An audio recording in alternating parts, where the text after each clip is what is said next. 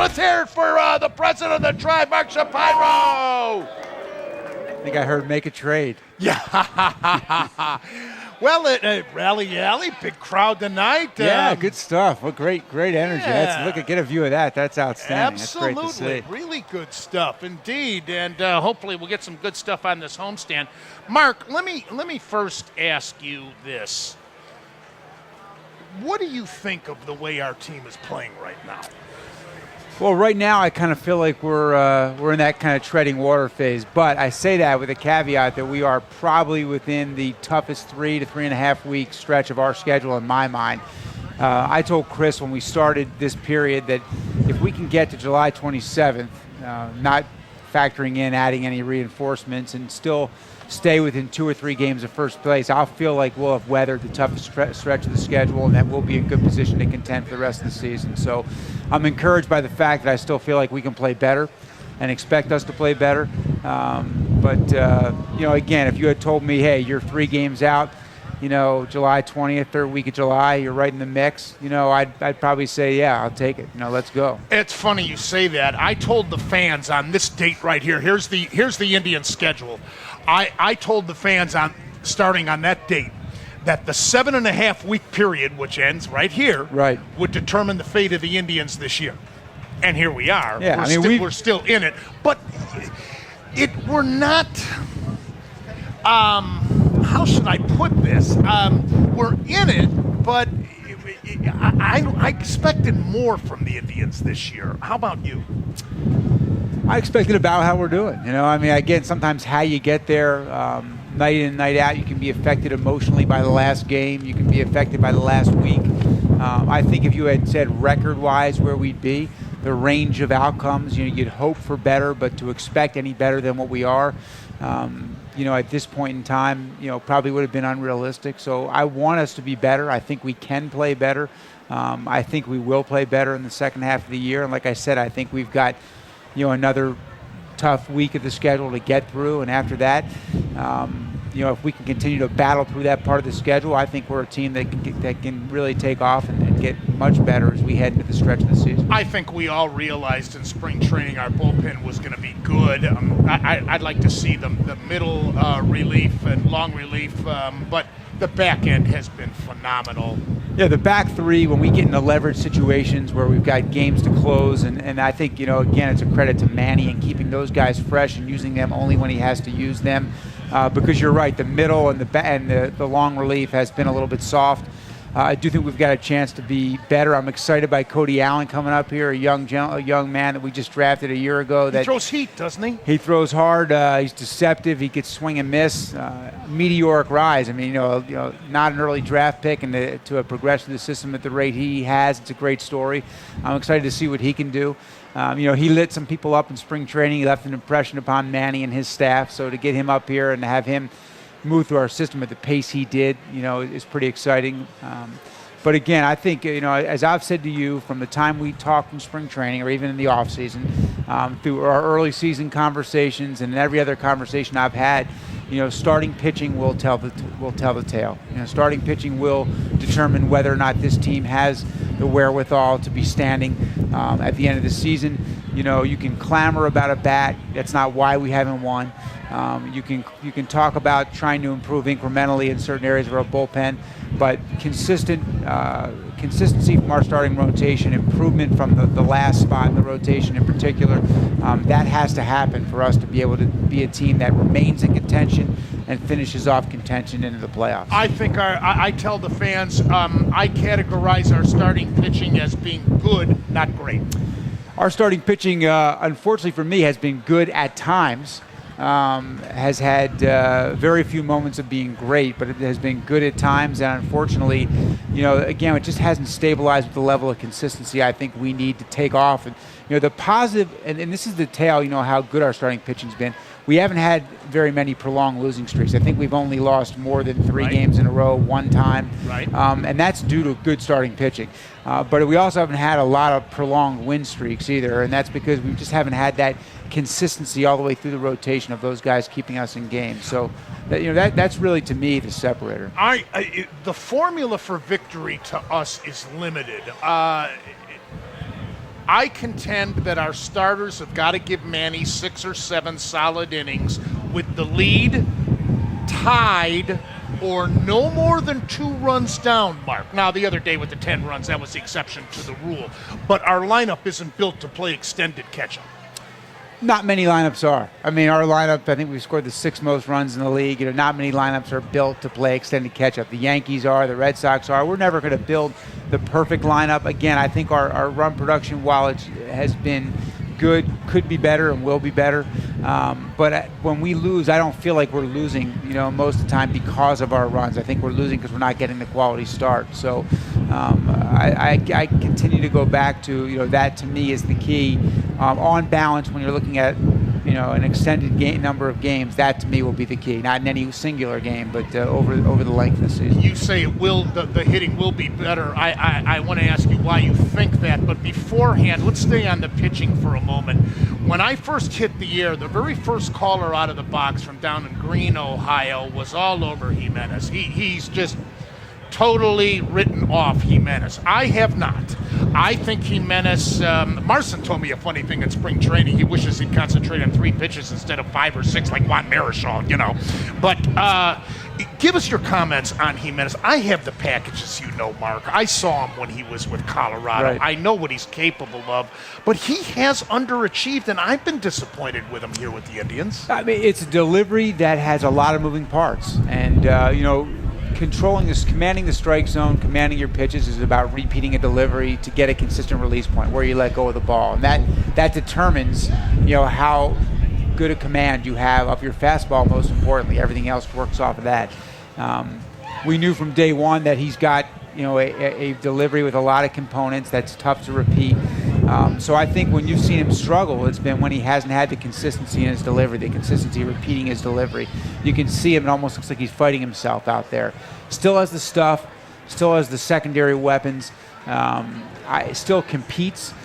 But again, to me, it's, when his delivery locks in, he's a very good to dominant pitcher. When he fights his delivery, he's out there battling not only the other team, but battling himself as well. On a positive, we had Zach McAllister on the show a little earlier. I think he solidified a spot for himself in this rotation. And the best thing that could have happened to him was coming up last year and getting a cup of coffee here. He learned from that experience. I think he did. He and I talked in spring training after he got sent out, and I told him, I said, I know you don't see it from your shoes, but you're right where you need to be. You're a young guy. You've had your exposure. You pitch well in spring training. Your trajectory is going in the right direction. When you come up this year, you're going to be ready to come up and stay up, and that's where you want to be. And he is. He's up here. Again, I think what I see him, he's got plus size, plus stuff. He's built for innings, and he competes out there. Even when he misses, he misses with authority. He makes his pitches with authority, and he's got enough stuff to get away with a pitch up in the zone, which some guys don't. So Zach's done a great job. I think he's going to continue to get better. I tend to like those baseball guys, those baseball kids that grew up around the game. His dad's a scout. Right. He knows the game. He knows the environment. That baseball IQ for a guy like that, the ability to handle situations is really good. He showed me something the other night. He didn't have his best stuff, and he battled all the way. He That's really a sign did. of a true major leaguer. He did. I think the All-Star break took him off his game a little bit, and for him to walk that many guys when you're a young pitcher, usually you don't get out of that. But he battled right through that and still gave us a quality start. Top 4 guys in our lineup, Chu, Cabrera, Kipnis, and Brantley, everybody agrees. But what makes you think with that earlier statement that you made that we will hit better? Well, I think Hafner being healthy, when he's been healthy this year, except for coming off the DL, the way he has recently, he's been productive. So I think especially Haf against right-handed pitching is going to help us. Not having him was a hole in our lineup. It's taken him a little while to come back. We rushed him without much rehab, back into action. But I think he's going to be a guy that helps us. And I guess I just continue to feel that, I see so many positive things from Carlos Santana that he's done in his career. I've seen so many things to date. I'm hoping he can build off that game, a couple days ago, and that, he's a guy that takes off. He's got clear ability to be a carrying bat for us, and he's been a non-factor. So when we talk about where could improvement come in our lineup, I'm hopeful it'll come from him. Why in heaven's name haven't we given Laporta a consistent shot this year, considering now he's in a slump right now, I understand, but earlier he was scorching hot down there, and he couldn't have been doing worse at the time, combined with Duncan Cunningham and Damon. I would like to be able to give you the detailed answer, and I think, instead of doing that, I'd say that we have good reasons, and you're dealing with answers in sports where people are involved, and human beings, and sometimes you can't answer questions because, you don't feel that there's a reason to insult people, and there'll be a right time to do it. Since June 1st, I think that we've gotten almost an 800 OPS out of that spot in left field. I can almost guarantee you that Matt wouldn't do better than that. I know it may not feel like that to you, but go back and look at the production out of left field since June 1st. So we've thought many times before that there would be a time very soon that we would bring him up. And again, since that point, Johnny Damon got hot. Over the last 10 days, Shelley Duncan's been hot. So it's a roller coaster again. But we've got, over the last 6 weeks in balance, we've gotten production that would be hard to get any better through trade or bringing a guy up. That doesn't mean we're not looking to do better. We still are. We certainly would like to improve versus left-handed pitching. But we're looking at both, not only what Matt Laporta is doing down there, how he's doing it down there, and we're looking at what we're getting out of the production up here. Could you give the fans, is it 50-50? What do you think the odds are that the Indians will make a trade before the deadline? I don't ever handicap trades. Never done it, in 20 years of being in baseball. Never done it in, my 9 years as being a GM. I can tell you this, that usually when there's activity and when there's a deadline, things happen. I will tell you that this year, it's been an atypical trade market. It's been very. Is that because of the new CBA? It's a combination of the new CBA. I guess the new CBA and the compensation rules within that. And explain that to the fans too. Well, the compensation rules are, that if you trade for a player now and have him for a half a season, no matter what happens at the end of the year, you're not going to get a draft pick back. So if he's going to be a free agent. Right. So we used to trade for a guy and get a draft, and we factor that into the value that you give up, that we're going to get a draft pick back if this guy walks at the end of the year. If you're the team trading a guy, you're likely going to get a draft pick if it's a player you would offer a certain amount, a certain contract to. So you've got to weigh that. So the team giving him up is saying we're giving up a draft pick, which under the new draft system is even more valuable because of the way that you can work within that system to create flexibility. Trying to be as simple as I can, but that pick's valuable beyond just the player in the new draft system. And the team that is getting the major league player back is not factoring the draft pick in at all. So your value almost is higher in what you're giving up. You've got to really be sure. So you think there'll be less action this year? I think there'll be less action due to more teams either on the bubble or in contention. In wild card. And the compensation. The extra wild card. The extra wild card. And the compensation situation that is under the new CBA, how that's changed. I think those two factors are going to create for less movement. I mean, we've only had one trade of any consequence at this point, and that was a trade more to move a contract and move a player to create room for another player. It wasn't, You're talking Euclid? Yeah, and that was Euclid, and that was really it. I can't believe they got him for Littlebridge was just cut loose. They activated Crawford, they cut ties with him. They wanted to play their kid at third base. It was not about, and at that point he had a sub 200 batting average. He went in and hurt him the other day too. Did you see that, Yeah, Euclid? I did, yeah. And the other thing is, remember, Chicago had 30th of 30 teams in production at third base. So them taking a 200 average guy was no risk, because they said if he returns the form, we have huge upside. If he doesn't, we're still not any worse than we are with him playing. And that's all, when you're dealing and you're looking to improve position, if you're last in production at that position, you have a good chance to get better when you make a trade. Give us some updates on Rafi Perez. He's rehabbing, isn't he? Yeah, we're looking for him to get to the point when he goes back-to-back outings. He's had success. His stuff's been just moderate. He's been in the mid-80s. But he has gotten results. He's had success. So we'd like to see him build a little more arm strength, go back-to-back, which is something he'll have to do up here. And then we'll have a decision to make how to get him back on the roster. What's the latest on Hernandez, formerly known as Fausto Carmona? We'll have some news coming again. As we've said all along, that's never been a situation that we've had any control over. I can just tell you that, we have more reason to be optimistic recently. And I think that, as I've told you, starting pitching is important. He's an opportunity for our rotation to improve when he gets here.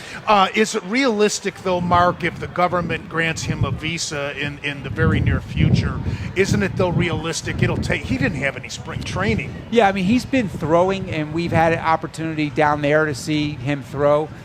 He's been throwing to hitters.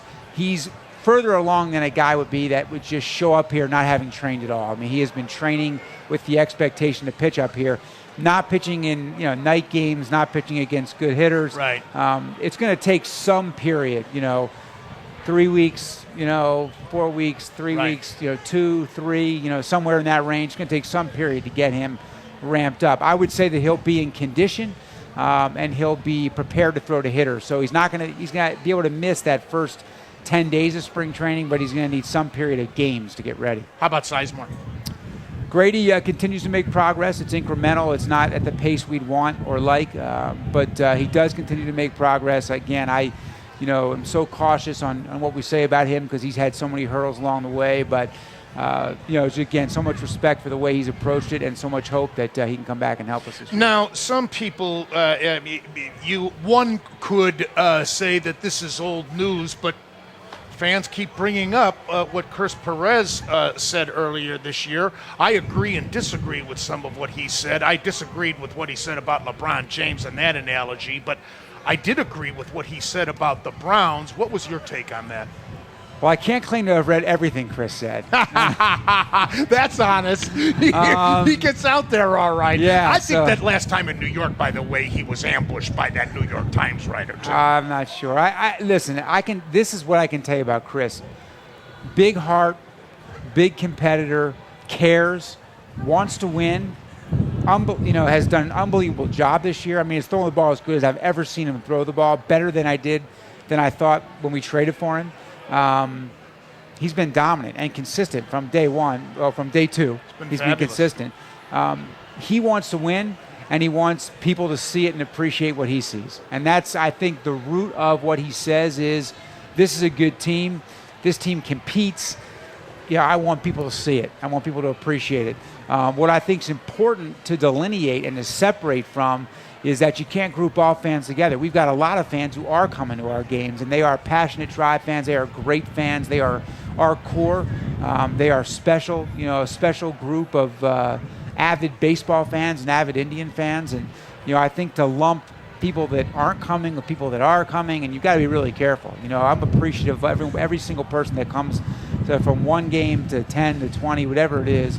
And I'm appreciative of our fans. I've been here 20 years, and I recognize the level of passion within this fan base and would never question that. Are you surprised we're last in the major leagues in fan attendance? Seelick yelled at Tampa Bay the other day. Yeah, I mean, this is a contending team. Yeah, we've been flirting with the last 3 or 4 spots in attendance over the last few years. We've been as high as 23 and as low as 29 and probably or 28, and in Florida hasn't been a good comparison, because of moving out of that ballpark. So, I'm surprised we're 30th, but somewhere down there doesn't surprise me. Again, I think it speaks more to challenges we have, and maybe just the natural size of the city. But again, I don't question, how passionate the people that are showing up are, and I'm still confident more people will.